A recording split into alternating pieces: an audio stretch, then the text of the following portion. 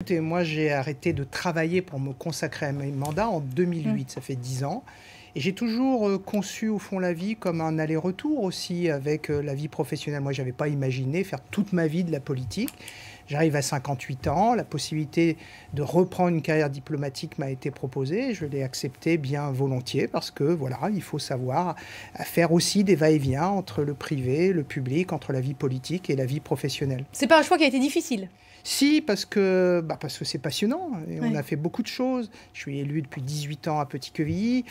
Chacun s'accorde à dire que la ville de Petit-Quevilly a beaucoup changé. J'espère que Charlotte Gougeon, à vrai dire, je suis sûr que Charlotte Gougeon, la nouvelle maire, la première femme à être maire de Petit-Quevilly, va poursuivre cette belle aventure initiée par Françoise Imray. Puis à la métropole, j'ai succédé à Laurent Fabius, un grand homme d'État auprès duquel j'ai beaucoup appris. Et on a fait beaucoup de choses, tout le monde s'accorde à le dire. Donc le choix n'a pas été facile, mais c'est bien aussi le renouvellement, c'est bien de permettre à de nouvelles générations de prendre des responsabilités en politique. Et moi, je vais reprendre ma vie professionnelle. Parmi les choses que vous avez faites, qu'est-ce qui va vous rester dans la tête? De quoi êtes-vous peut-être le plus fier, si on peut parler de fierté?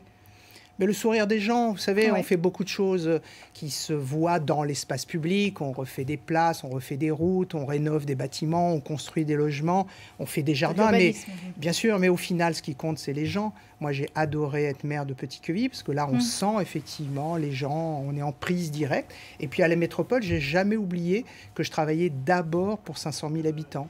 Et puis pour tous ceux qui viennent de toute la Normandie travailler dans la métropole. Et ce qui compte, c'est améliorer leur chance de réussir leur vie. Après, ils sont responsables, chacun est responsable de sa vie. Donc on a fait beaucoup de choses dont je suis très fier.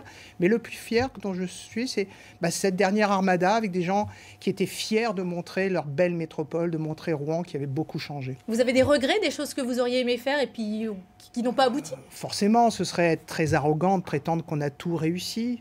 Peut-être justement la relation avec les usagers. C'est pas simple. La métropole, grosse entité, 840 millions d'euros de budget, 1750 personnes, ce sont de lourdes responsabilités.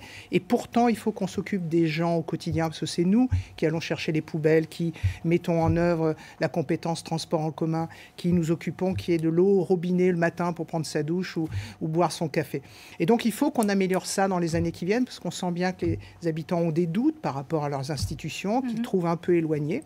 Donc, j'aurais aimé pouvoir mieux construire le lien. On a essayé, bien sûr, on n'a pas tout raté dans ce domaine. Je pense dans les années qui viennent, il faudra consolider. Alors, ça sera un travail pour votre successeur. Il y a des noms qui circulent déjà. Marc Massion, Laurent Bonnater, David Lamiri, Yvon Robert. On sait qu'avec ce dernier, les relations n'ont pas toujours été les plus simples. Est-ce que vous, parmi ces noms-là, ou parmi d'autres, vous avez une préférence? Mais on a tous beaucoup travaillé, y compris avec le maire de Rouen. Ce qui compte, c'est le projet. Parce que de toute façon, c'est une équipe, la métropole. Il y a 71 maires qu'il faut faire avancer ensemble avec de l'ambition. Et puis, il n'y a pas de temps mort. En septembre, je dois reprendre ma vie professionnelle. Le nouvel exécutif va devoir aller de l'avant. Il n'y a pas 6 mois d'attente pour les élections municipales parce que de toute façon, la préparation de l'avenir, c'est en permanence. Vous partez outre-Atlantique, au Canada. Est-ce que vous continuerez à avoir un œil sur la Normandie? C'est un départ définitif? Qu'est-ce que c'est? Mais moi, j'habite ici et je reviendrai vivre ici dès que ce moment professionnel sera achevé. Et j'ai ce territoire au fond de moi, où j'ai grandi ici, j'ai fait toute ma scolarité, de la maternelle à l'université, donc je reviendrai ici. Et donc, j'espère continuer à avoir ce territoire qui a un potentiel énorme, continuer à évoluer positivement.